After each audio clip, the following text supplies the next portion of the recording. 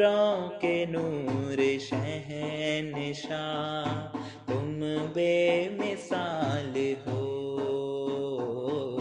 सतगुरु कमाल हो। दादा दयाल हो। नूरों के नूर शहंशाह, तुम बेमिसाल हो। सतगुरु कमाल हो।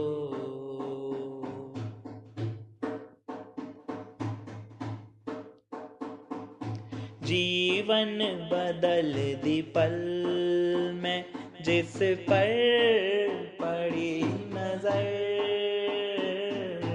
जीवन बदल दी पल में जिस पर पड़ी नजर, इंसान बने हैं भगवन, तेरी हो मेहर नजर। इंसान बने हैं भगवन, तेरी हो मेहर नजर। चरणों में आए जो भी बंदा निहाल हो। सतगुरु कमाल हो। दादा दयाल हो।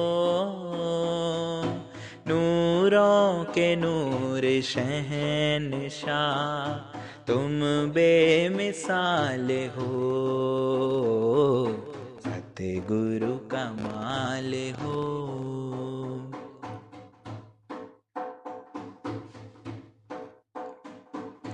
रहमत की तेरी चर्चा हर कूचे हर गली, रहमत की तेरी चर्चा हर कूचे हर गली। पीरों का तू है पीर, बलियों को तू बली। पीरों का तू है पीर, बलियों का तू बली। तेरे साथ मिल के लाल जी हर रूह लाल हो। सतगुरु कमाल हो। दादा दयाल हो। नूरों के नूर शहंशाह, तुम बेमिसाल हो। सतगुरु कमाल हो।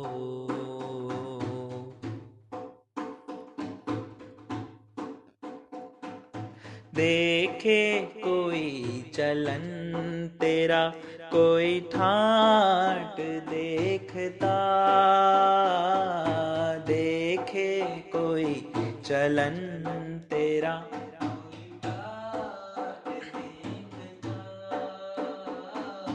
ब्रह्म ज्ञान सुने जो एक बार, तेरी वाट देखता। ब्रह्म ज्ञान सुने जो एक बार, तेरी वाट देखता। आई समझ न जग को तुम वो सवाल हो। सतगुरु कमाल हो। दादा दयाल हो। नूरों के नूर शहंशाह, तुम बेमिसाल हो। सतगुरु कमाल हो।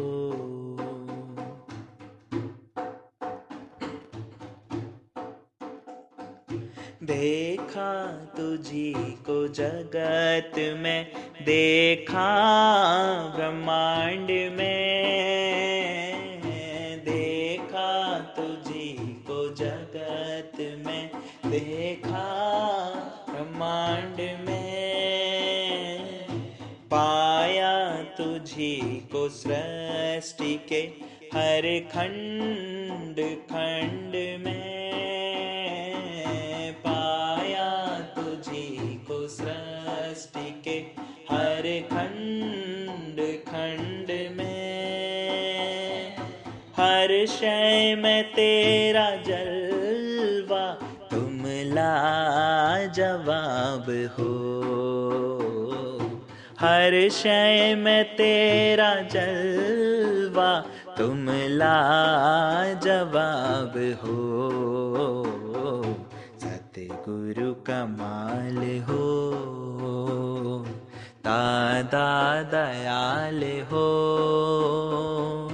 नूरों के नूर शहंशाह तुम बेमिसाल हो। सतगुरु कमाल हो, दादा दयाल हो, नूरों के नूर शहंशाह तुम बेमिसाल हो। सतगुरु कमाल हो, दादा दयाल हो,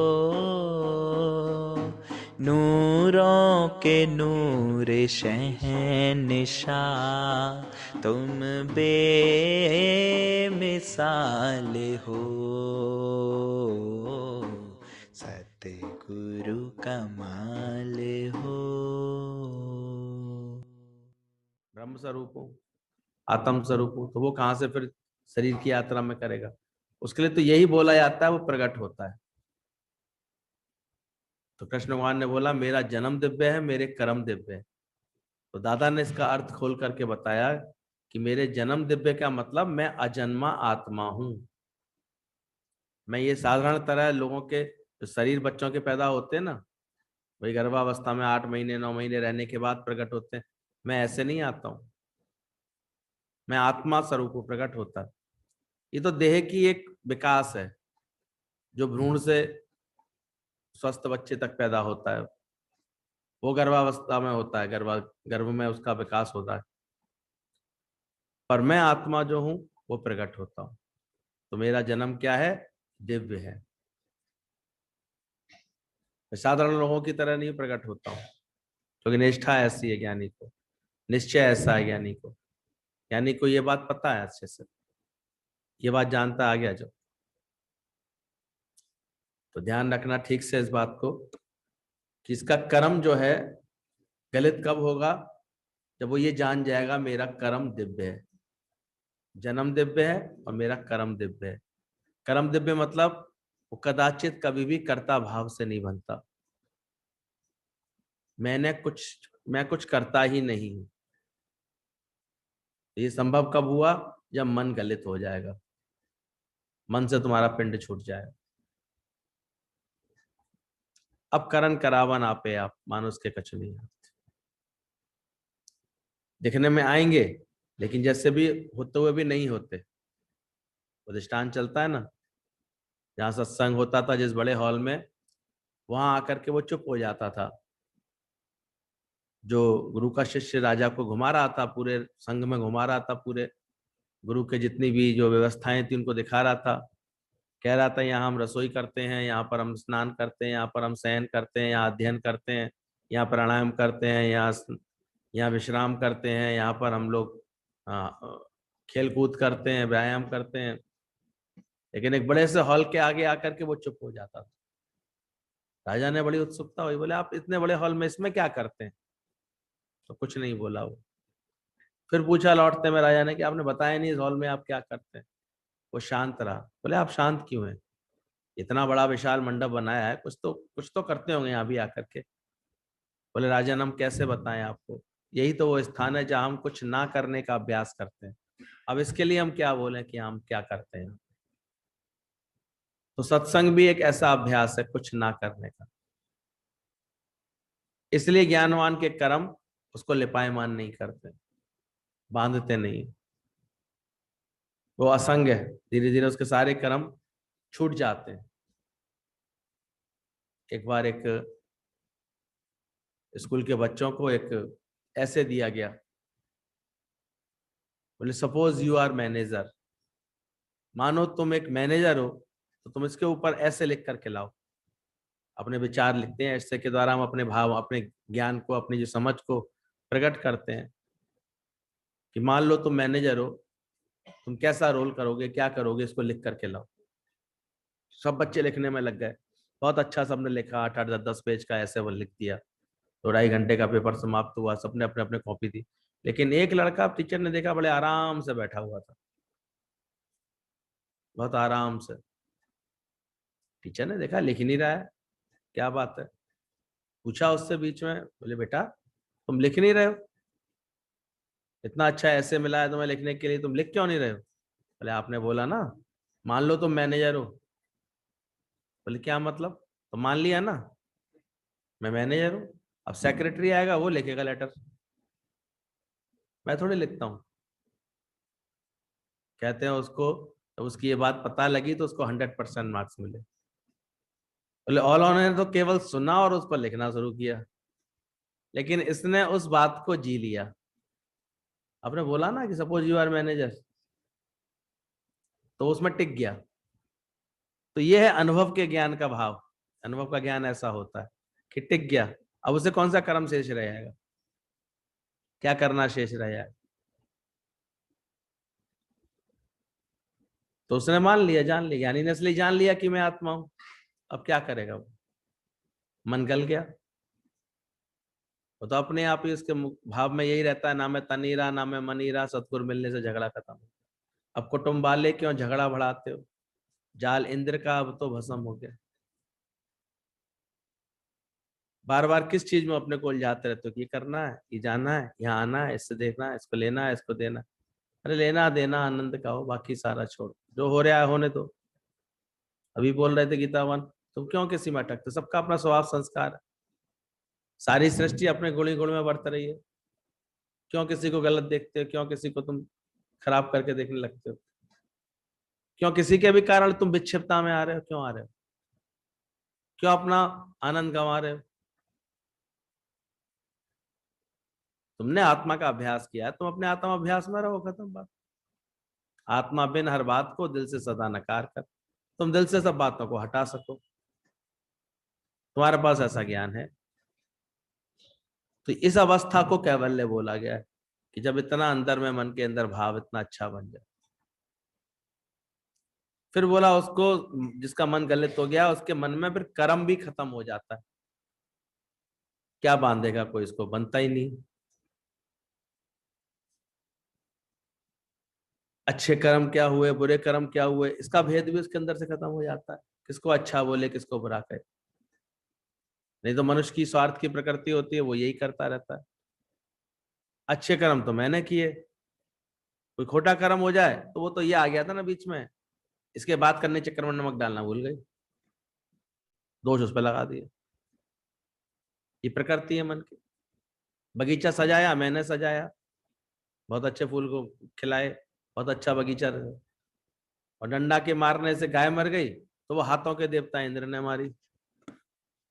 तो ये एक चतुराई है व्यर्थ के लोगों की। दोनों में, इसलिए जब तक कर्ता भाव होता है आप फंसते ही फंसते हैं। तो जब कर्ता भाव गुम हो जाएगा आपके अंदर भली प्रकार, तो अपने आप ही कर्म गए। ना किसी के कर्म की व्याख्या रह जाएगी, ना महिमा रह जाएगी, ना कोई बात रह जाएगी, बस आप पे आप होता है। हुआ होगा, हो रहा होगा। जो दुनिया में कितनी बड़बड़ है, कुछ भी करके आते हैं तो 4 जगह गाने ही लेते हैं, इंसान चुप ही नहीं रह पाता। एक तो करते समय अहंकार किया, वो बना कर्म, फिर 4 बार गाने से कर्म बना। कितने कर्म बना लेते हैं, कितना उसके ऊपर देखो, फिर उसके ऊपर लादी तैयार हो जाती है, इतने कर्म बन जाते हैं उस बेचारे के। सारे समय कर्म में ही ऐसे उलझता रहता है, घूमता रहता है। लेकिन ज्ञानवान की स्थिति देखो, तुझको तेरे कर्म का ना भान हो, और दिन उसी का हो उसी की शाम हो। ज्ञानवान को कभी कर्म का भान नहीं होता कि मैं कुछ करता हूं, आप पे आप होता, वो आप पे आप होगा। ये तो हर चीज का विधान है। जब तक कर्म के भाव में उलझे रहते हैं ना, तभी तक होगा कि नहीं, क्या फल मिलेगा, क्या मिलेगा, इसमें इस तरह की उलझन में जीता रहता है इंसान। नहीं तो हों कछु नहीं, मैं कुछ हूं ही नहीं। तो कर्म से अपने आप को छुड़ा लेता है वो पूरी तरह से, क्योंकि वो जानता है मेरा कर्म दिव्य है और मेरा जन्म दिव्य है, मैं अकर्ता आत्मा हूं, मैं अकर्ता हूं, मैंने क्या किया। इसलिए कल जो बात चल रही थी वो फिर समझ में आ जाएगी कि जिसने देखा वो कैसे बोले। कल कोई पूछ रहा था ये क्या मतलब हुआ, हमने कहा हाँ देखो, उस व्यक्ति का, तीसरे वाले व्यक्ति का, ज्ञानी का कर्म नहीं बना, उसे भगवान ने कोई फल नहीं दिया, क्योंकि सुंदर समझ के साथ बैठा था। जिसने देखा, देखती आंखें, मुंह क्यों वकालत करे। ये वकील साहब हर घड़ी बोलते रहते हैं खामखा, मैंने देखा, मैंने सुना, मैं आया, मैं गया, मैं करता हूं, मैं ना कर बाबर। जब गुरु की कृपा होती है और ये मैं निकलती है अंदर से, तो बात समझ में आ जाती कौन है करने वाला। आंख का धर्म था देखना, इसने देख लिया। कान का धर्म था सुनना, इसने सुन लिया। मुख का धर्म था ग्रहण करना, भोजन ग्रहण करना, तो भोजन कर लिया इसने ग्रहण। हाथ पैर का धर्म था करके कोई सेवा कर देना, कोई बात कर देना, क्या दिक्कत है उसमें। इसलिए उसका मोह भी फिर धीरे धीरे गलित हो जाता है, मन गलित हो गया। मैं किए कर्म अनेका पर हार पड़े स्वामी के द्वारे, दीजिए बुद्धि विवेका। जब गुरु से बुद्धि विवेक मिल जाता है तो कर्म विधान खत्म। और जब करता ही नहीं है कुछ तो फल कहां से आएगा। समझो कितना बड़ा लाभ होने वाला है आत्मा की निष्ठा करने से तुमको। तुम्हें कर्म का भान ही खत्म हो जाएगा सारा अंदर से। कुछ कर रहा हूं, कुछ हो रहा है, कुछ बन रहा है, ये सब खेल ही खत्म हो जाएगा। नहीं तो मैं है जब तक, तब तक सब चीजें लिख जाती हैं उसी के खाते में अपने आप ही। और जब तू ही नहीं तो तेरा सब कुछ क्या, मैं हटते ही सब खत्म, खाता ही बंद हो जाता ना ऐसे। बस खाता खत्म कर दो किसी व्यक्ति का, फिर उसके बाद सब खत्म, उसकी सारी सारी एंट्री खत्म हो जाती है। खाते के नाम पर ही क्लिक मार दो, सब खत्म हो जाएंगी उसकी अपने आप ही। इसलिए कंप्यूटर पर काम करने वाले सजग रहते हैं बहुत, बोले कहीं गलती से मेन लाइन, मेन बात नहीं खत्म हो जाएगी। और ज्ञानवान ने यही काम किया है, अपनी मैं कोई क्रॉस किया है। तू ही नहीं तो तेरा सब कुछ क्या। इसलिए धीरे धीरे फिर उसका मोह भी निकलता जाता है, छूट जाता है सारा, निष्काम बन जाता है जीवन उसका। अज्ञानी मोह में बंध करके सारे कर्म करता है, ज्ञानवान के सारे कर्म निष्काम हो जाते हैं, निर्मोह निरासक्त होकर के जीता है।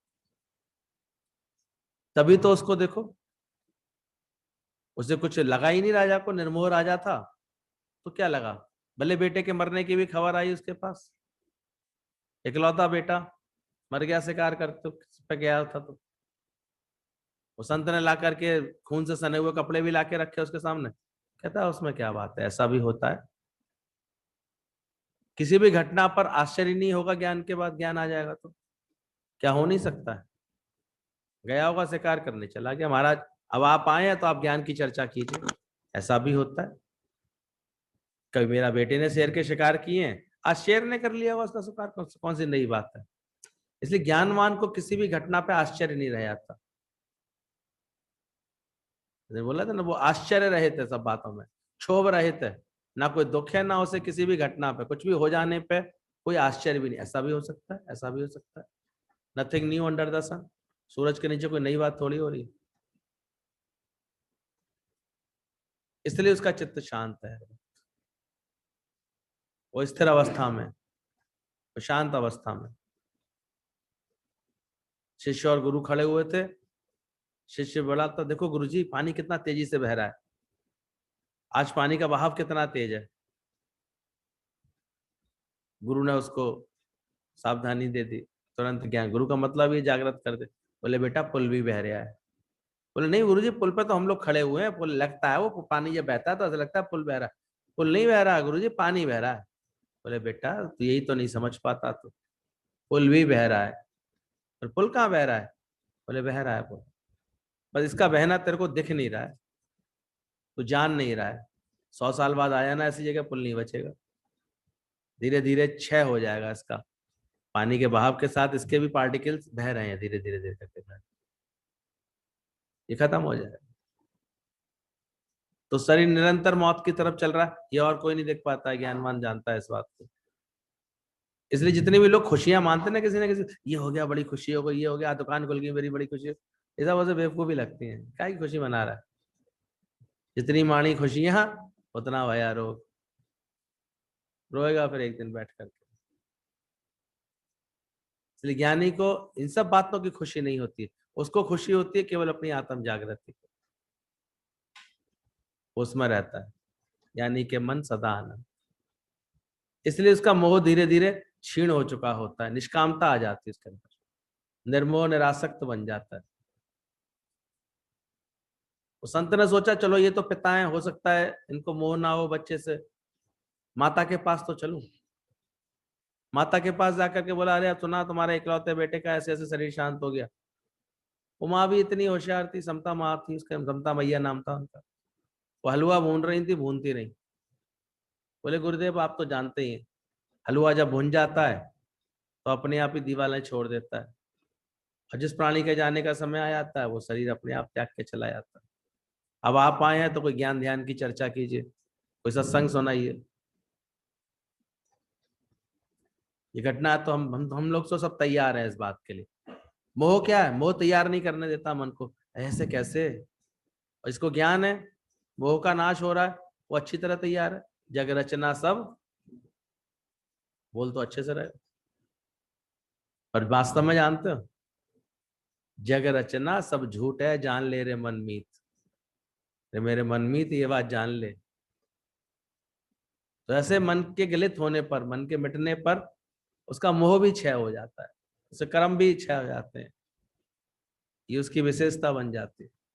वो निर्मोह निरासक्त रहता है उसमें। पत्नी खड़ी थी, बोला बेटा तेरे पति के साथ ऐसा हो गया। वो भी होशियार थी, क्योंकि जैसा राजा वैसी प्रजा हो जाती, जैसे घर में पिता के संस्कार वैसे ही सबके संस्कार।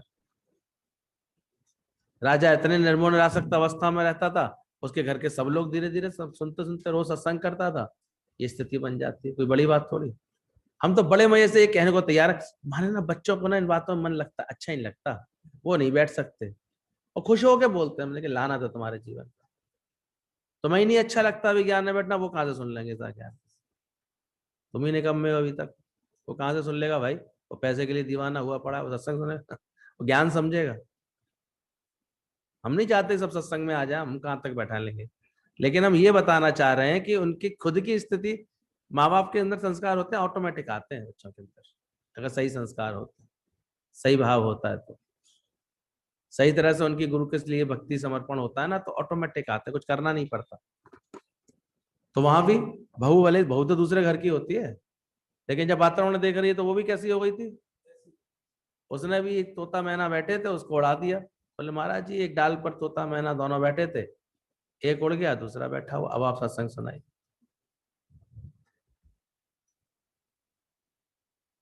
तुम भी तो गुरु के वंश के हो कि नहीं हो? तुम्हारे भी अंदर कैसी स्थिति होनी चाहिए? ये निर्मोह निरासक्त अवस्था बनाओ अपनी। शौक होना चाहिए, मैं दुनिया के तापों से बच गया रे, आनंद भयो रामा आनंद भयो रे। आनंद तो तभी आएगा मन में पूरी तरह से, नहीं तो किसी ना किसी बात पर ऐसे अंदर में उलझन बनी रहेगी, उलझन बनी। ज्ञानी के मन सदा आनंद। तो ऐसे वो अभ्यास करके अपने समस्त मोह का नाश करता है, समझ लेता है। वो कर्म में बड़ी सुंदर अवस्था उसकी हो जाती है, निष्काम। प्रेम सबसे करता है, ऐसा नहीं समझना मोह का खत्म होने से वो कोई अजीब सा उसके व्यवहार हो जाएगा ना। इतना अधिक उसके जीवन में प्रेम होगा, क्योंकि मोह सारा प्रेम में उसे कन्वर्ट होता है। आप सोचो, तुमसे तो अपने चारों के संग, चार के संग रहते हैं, जिनसे मोह करते हैं उनसे झगड़े ही होते रहते हैं दुनिया वालों के। घर घर जाके देखो आग लगी पड़ी है। मरा भी उन्हीं के मोह में जा रहा है और झगड़ा भी उन्हीं से सारे समय कर रहा है। पागल सा लगता है इंसान तो मुझे, करता क्या।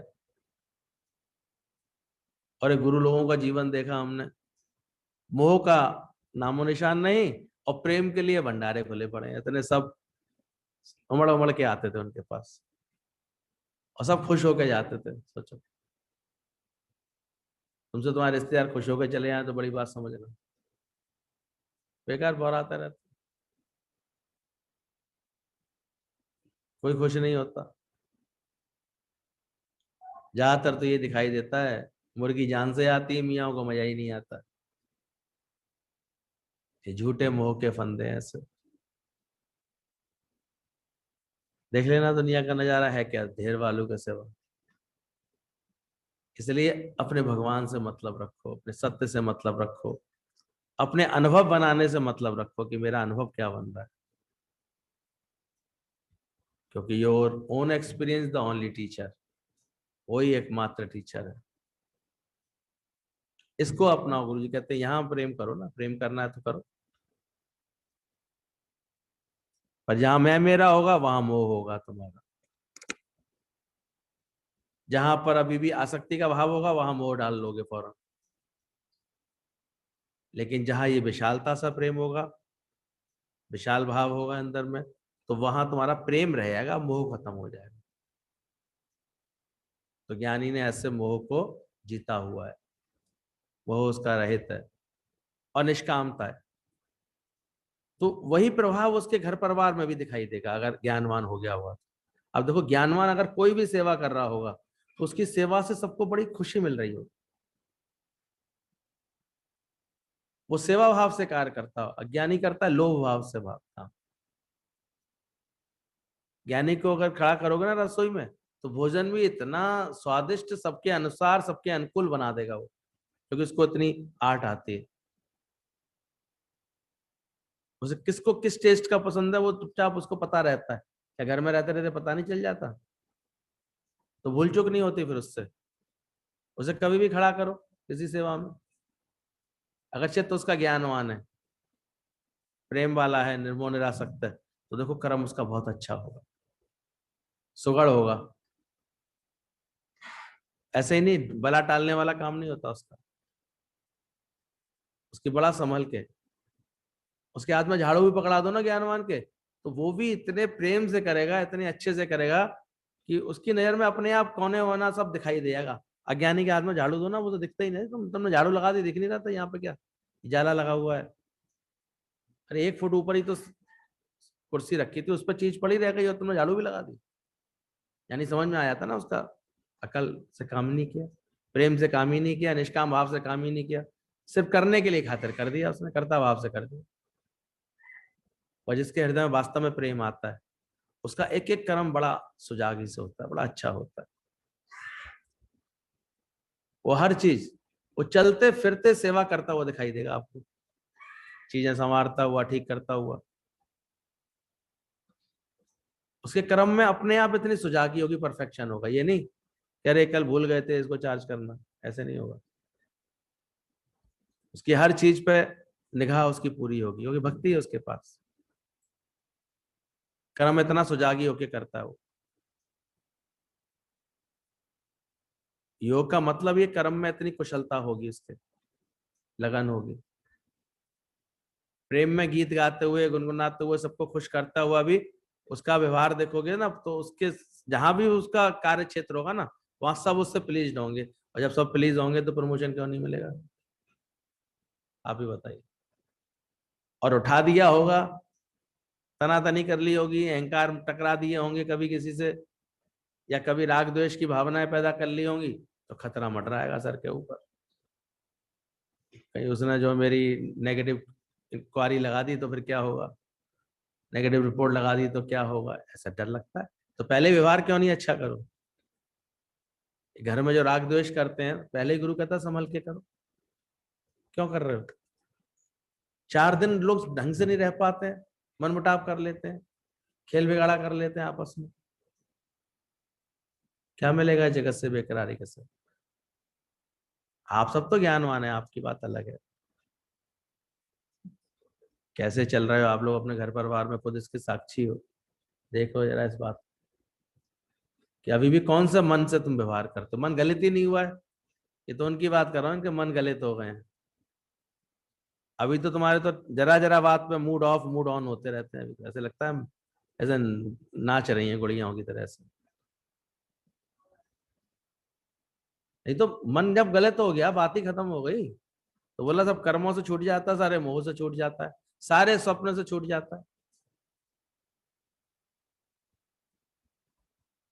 अब अज्ञानी को तो लगेगा ही थोड़ा सा, जब भी अगर मोह होगा, काश देखो वो भी होते तो वो यहाँ होते। अब 2 4 6 साल तक तो कोई चला गया प्राणी साथ में, तो जहां भी जाएंगे तो ये मोह दुखी करेगा ही करेगा।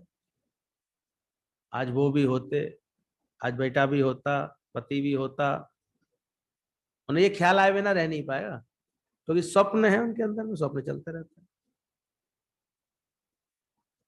ज्ञान आ जाएगा तो सारा स्वप्न खत्म हो जाता, वो आज ही खुश है। इतना निष्काम, इसलिए गुरु हमको निष्काम कार्य में लगाता है। इस कार्य में लग जाओगे तो बचोगे, नहीं तो बच नहीं पाओगे। कैसे, क्या करेगा? खाली मन है डेविल्स हाउस से। खाली मन में तो वही ख्याल पुराने आएंगे, स्वप्न चलेंगे, जड़ता रहेगी। ये तो जब समय ही ना बचे, इतना ज्ञानवान इस निष्काम सेवा में, कार्य में, निस्वार्थ प्रेम करने में इतना बिजी है, उसके पास टाइम ही नहीं, तो फालतू कहाँ सोचेगा। बाकी हम किसी को भी कितना भी समझा लें, अगर उसने निष्कामी जीवन नहीं बनाया है तो फिर उसको समझना ना समझना बराबर है। ध्यान देना इस बात का, तो बराबर हो जाता है, कोई लाभ नहीं होता। एक जिसको हम देखते हैं कदर होती है, ये गुरु के कार्य को और अच्छे से करना है और सुंदर तरीके से करना है, और सब तक सबको संदेश पहुंचाना है, उसको प्रेम करना है, को अपना जीवन अच्छा बनाना है, खुद भी प्रेम का सागर बनना है धीरे धीरे, खुद भी अकर्ता भाव में रहना है, खुद ही निर्मोह निरासक्त अवस्था बनानी, उसके जीवन बहुत अच्छे बनते हैं।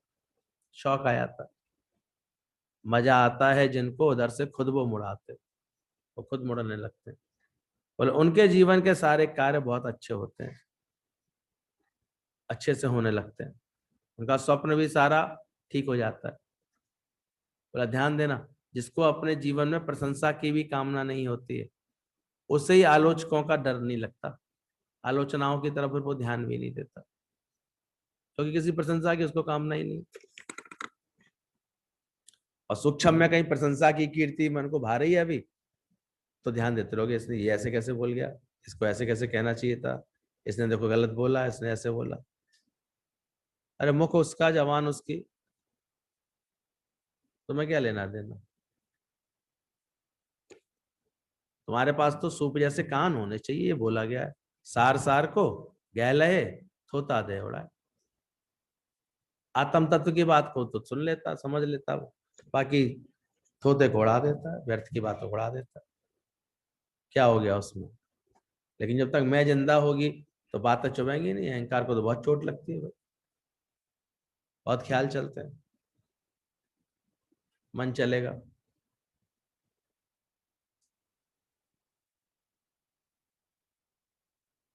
अब दुनिया के व्यवहार वाले, अब वो ज्ञानवान को भी वैसे ही देखते, शायद ये भी ऐसे व्यवहार करते होंगे, हमने तो किया ही नहीं कुछ भी, क्या हुआ? जो दिख गए वो सब आ गए, जो नहीं रह गए तो रह गए, हम क्या कर लेंगे? कोई है ही नहीं, ना किसी को अपना मानते ना पराया जानते, भेद ही नहीं है। रोज सत्संग होता है, सत्संग ही तो होता है, और क्या होता है? सत्संग चलता रहता है केवल। तो ठीक से अपनी स्थिति बनाना, अनुभव का ज्ञान बनाने की कोशिश करना, केवल अनुमान नहीं रह जाए ज्ञान का, ये अनुभव दिखे हमारे जीवन में, तो सारी जड़ता उसके जीवन की समाप्त हो जाती है, सारा स्वप्न समाप्त हो जाता है, सारा मोह मिट जाता है, और सारा कर्म का बंधन उसका मिट जाता है। कर्म तो होते हैं, ऐसा नहीं, कर्म उसके सारे निष्काम हो जाते हैं, मोह उसका सारा जो है निस्वार्थ हो जाता है, प्रेम का रूप बन जाता है, स्वप्न सारे मिट जाते हैं, एक अंदर ही बोध आ जाता है उसकी जगह, और जड़ता सारी मिट जाती है, वो चैतन्यता में रहता है, वो जड़ शरीर का से ख्याल हटा करके चैतन्य बोध आत्मा में स्थिर हो जाता है। तो ऐसा ज्ञानवान के अंदर जब मन गलित हो जाता है तो इस अवस्था को वो प्राप्त हो जाता है। इसी को कैवल्य अवस्था बोला है, अमनी अवस्था बोली गई है, धर्म अवस्था बोली गई है। कहते हैं राजा राम का, और जब रावण का युद्ध चल रहा था, राम और रावण का, सभी जानते हैं बहुत विकराल युद्ध हुआ था, दोनों ही पराक्रमी थे, रावण भी बहुत पराक्रमी था, इंद्र को भी जीता था, सारे देवताओं को भी उसने जीता हुआ था, नवग्रहों को अपना दास बना के रखा हुआ था, इतना पराक्रमी था, इतना सब था। शिव का परम भक्त था, लेकिन जब राम ने उसका नाश किया और जब उसके सराहने आए तो रावण बड़ी विद्वान विद्वता की बातें कर रहा था भी विद्वान तो था ही। तब राम ने कहा, तो इतना विद्वान है, फिर तूने ये कर्म क्यों किया? तू जानता भी था कर्म मैं ठीक नहीं कर रहा हूं, फिर तुमने क्यों किया? फिर ये द्वेष का कर्म क्यों किया, गलत कर्म क्यों किया? कहता, मैंने नहीं किया कोई द्वेष, मैंने तो अपना उद्धार किया। कैसे उद्धार किया? बोले, देखो मैंने तो जीते जी तुम्हें लंका में घुसने नहीं दिया, मेरे जीते जी घुस पाए लंका में, लेकिन देखो मैं तुम्हारे जीते जी तुम्हारे वैकुंठ जा रहा हूं। भगवान मुस्कुरा दिए, बोले देखो कितना विद्वान है, कितनी चढ़ी हुई बात अभी भी सोच रहा हुआ है, कैसे इसको विश्वास है, क्योंकि मैंने आपके दर्शन किए ना, मुझे तो वैकुंठ मिलेगा ही मिलेगा। उसकी इस बात से ऐसा लगता है कि वो जानबूझ के सारा खेल कर रहा था। मंदोदरी पहचान गई थी कुछ तो गड़बड़ है, ये वैसे तो बड़ा सियाने है, बड़े पंडित है ये, लेकिन ये खामा का इतना बैर पाले क्यों जा रहे हैं, राम से क्यों पाले जा रहे हैं? तो वो समझ गई थी, बोले जरूर इनका कुछ और है। वो जानते थे मैं सबका उद्धार करवा दूंगा, चिंता मत कर तू, पूरी राक्षस जाति का उद्धार करवा दूंगा, कैसे करवाना है। तभी जब जो बताते हैं, जितने भी युद्ध के बाद जितने भी राक्षस लोग मरे थे उन सबकी मुक्ति हुई। जब छिड़का गया अमृत तो बानर तो जी गए, लेकिन वो सब मुक्त हो गए। बोले भी सब कैसे मुक्त हो गए? बोले इन सबका मुख किसकी तरफ था? राम की तरफ था, और सारे बानरों का मुख था रावण की तरफ, तो जे नहीं मुक्त हो पाए, वो मुक्त हो गए। राम के दर्शन ही ऐसे थे। तो यही समझ हमको मिल जाती है गुरु से कि हम किसकी तरफ लक्ष्य करके बैठे। जब हमारा लक्ष्य परमात्मा हो जाता है तो हमें मुक्ति मिलती है, और जब लक्ष्य हमारा जगत बन जाता है तो हमको बंधन मिलता है। बोले जब परमात्मा की कृपा होती है हमारे ऊपर तब हमको मिलता है राम सुख, और जब उसकी टेढ़ी दृष्टि होती है तब हमको हमारे जीवन में प्राप्त होते हैं काम सुख। और राम सुख मिलता है सत्संग में बुला करके। तो सत्संग में आने का नियम बन जाए, सत्संग में आने की लगन लग जाए, सत्संग में बैठने का भाव बन जाए, सत्संग खींच ले तुमको, तो समझना आज तुम्हारे ऊपर भगवान की निगाह कैसी थी, सीधी थी। और आते आते रास्ता बदल जाए, निकले तो थे सत्संग के लिए, लेकिन वो बीच में काम धंधे याद आ गए, बातें याद आ गई, या सोच तो रहे थे कि जाया करेंगे सत्संग, हम भी जाया करेंगे, लेकिन कभी कहीं कभी कहीं कभी कहीं, कहाँ निभा पाता है गुरु से, स्वार्थ से निभाता है। तो समझ लेना अब उसके ऊपर भगवान की निगाह टेढ़ी है। वो समझ रहा, माया तो बहुत मिलती है ऐसे लोगों को, लेकिन उसके संग संग चक्कर कितने मिलते हैं, चक्कर काटता रहता है, 100 जूता खाए तमाशा घुस के जैसे, बड़ी बुरी हालत हो जाती है इंसान।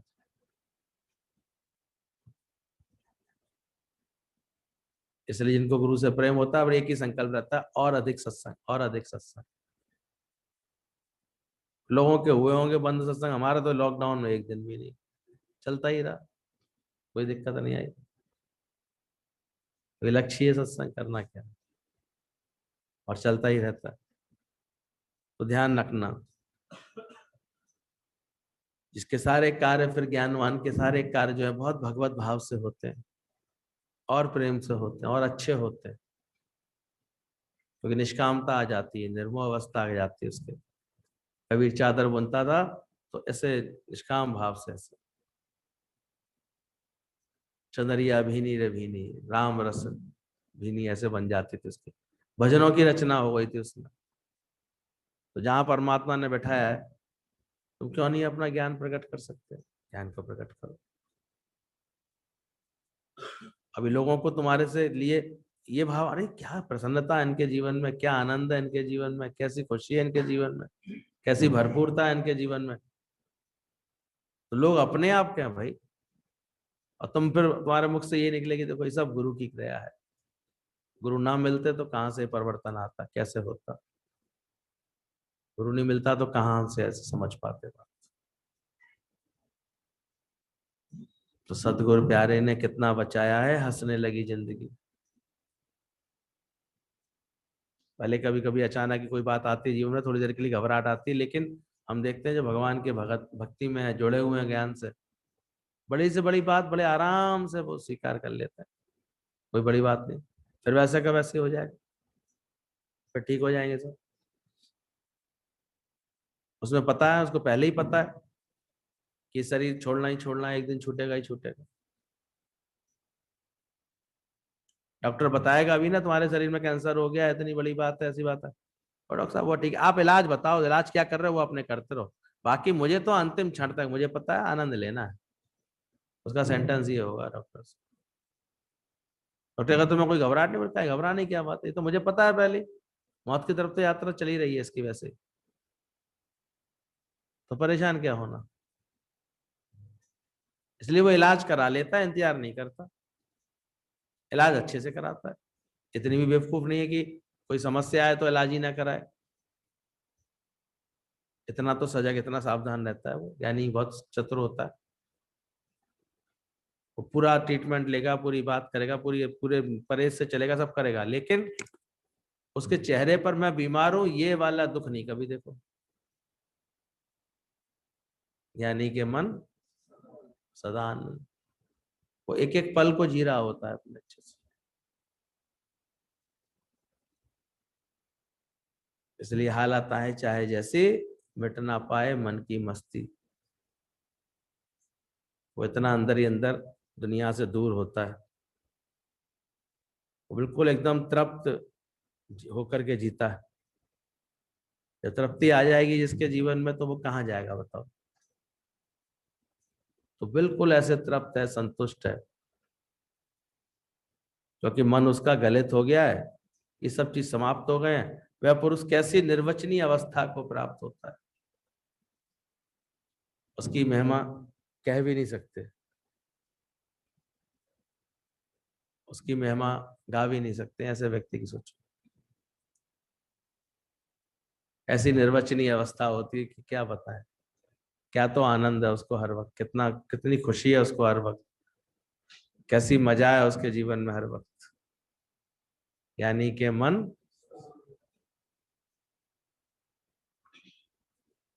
क्या हाल है आपके? बताओ भाई, तुम सबके क्या हालचाल रहते हैं?